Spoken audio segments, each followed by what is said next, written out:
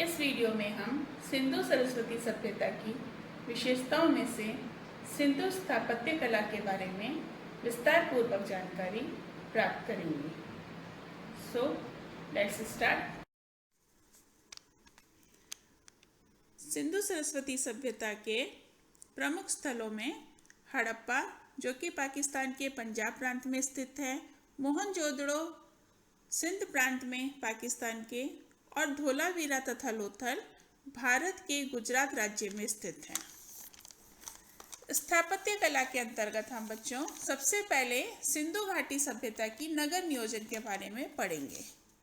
हड़प्पा, जो कि रावी नदी के किनारे पाकिस्तान के पंजाब प्रांत के मांटगोमरी जिले में स्थित है, इसका सबसे ज्वलंत उदाहरण है।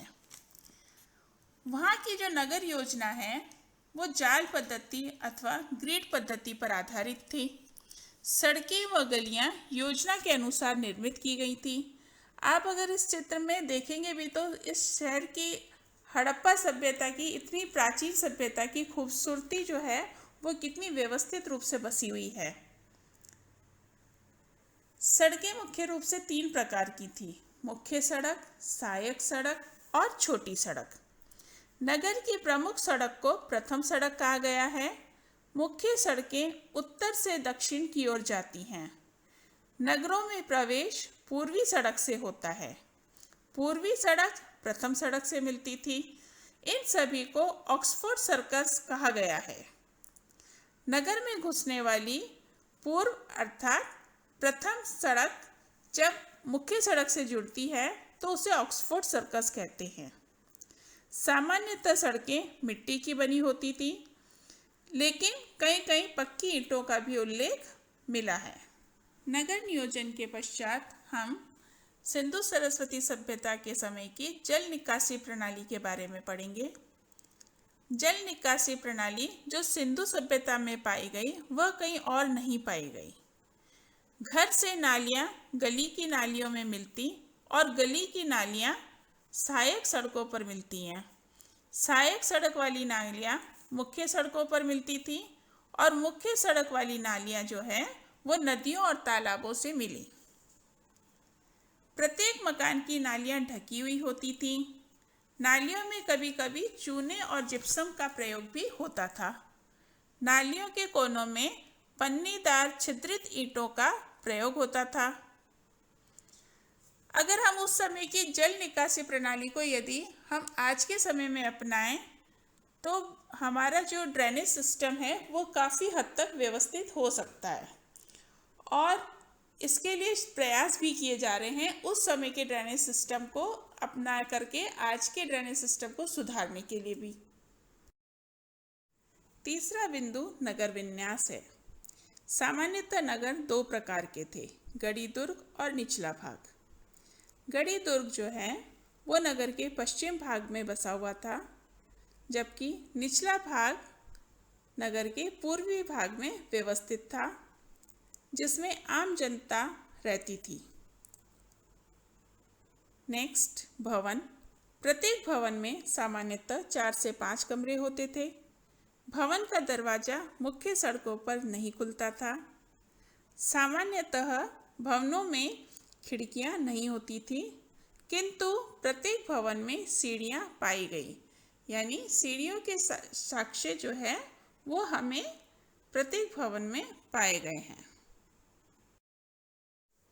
नगर नियोजन के पश्चात हम सिंधु घाटी सभ्यता के विशाल स्नानागार के बारे में पढ़ेंगे। यह मोहनजोदड़ो का बहुत ही महत्वपूर्ण भवन है। मोहनजोदड़ो यानी मृतकों का टीला। मोहनजोदड़ो का अर्थ है मृतकों का टीला। यह सिंधु नदी के किनारे पाकिस्तान के सिंध प्रांत के लड़काना जिले में स्थित है। यह स्नानागार पक्की ईंटों का बना है।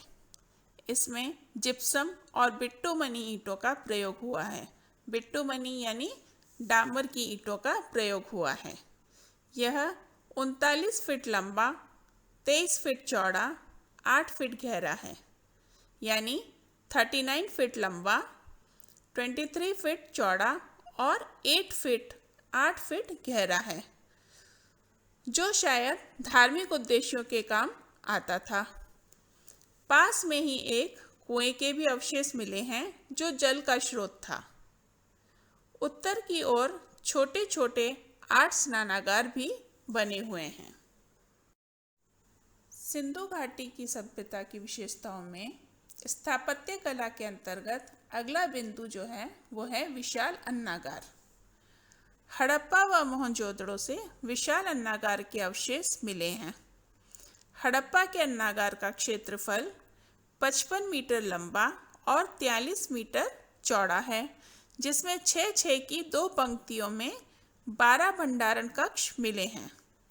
दोनों खंडों के मध्य 23 फुट की दूरी है। इसका प्रवेश द्वार रावी नदी की ओर से था। ऐसे अन्नागार मेसोपोटामिया के नगरों में भी थे।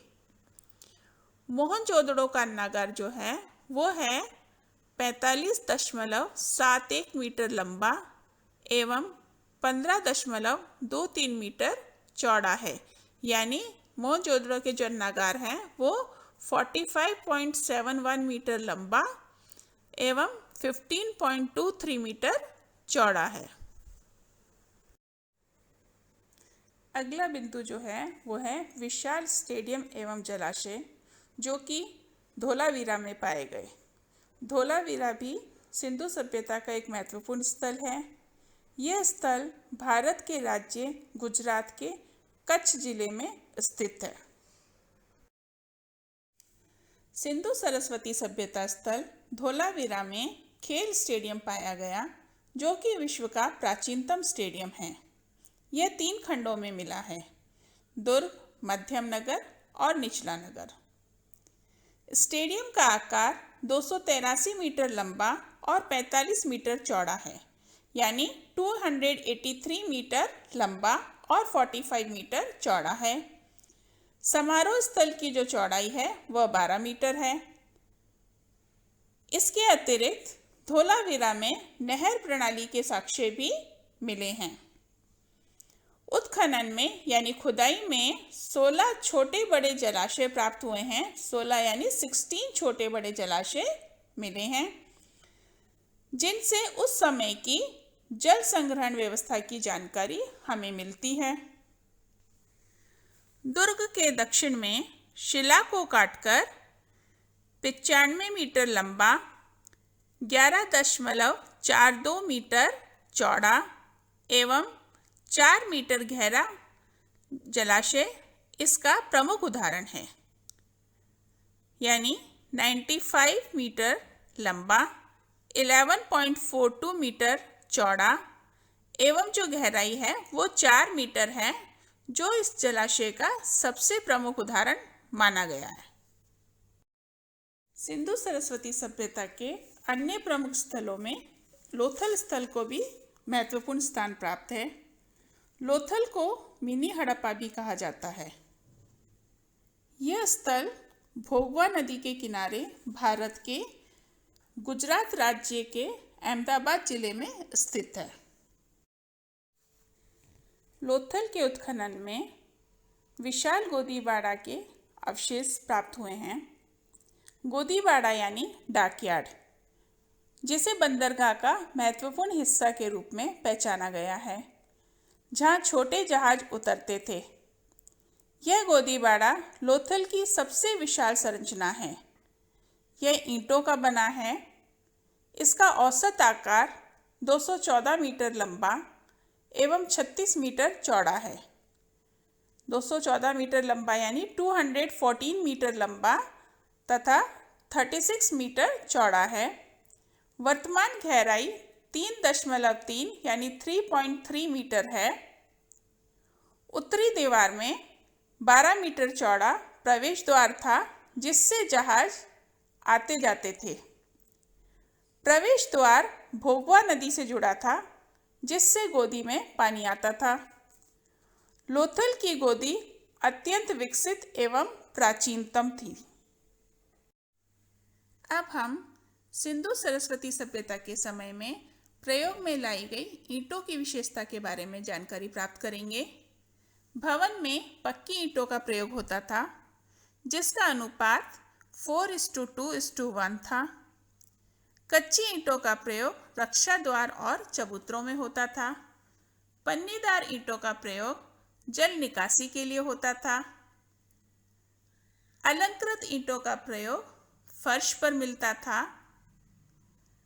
एल प्रकार के ईंटों का प्रयोग जो है वह मकानों में होता था। सो गाइस, इस वीडियो में हमने सिंधु सरस्वती सभ्यता की विशेषताओं के अंतर्गत स्थापत्य कला से संबंधित महत्वपूर्ण बिंदुओं की जानकारी प्राप्त की। अगले वीडियो में हम सिंधु सरस्वती सभ्यता की अन्य विशेषताएं जैसे राजनीतिक व्यवस्था, अर्थव्यवस्था, लिपि इत्यादि के बारे में जानकारी प्राप्त करेंगे। Good bye, take care.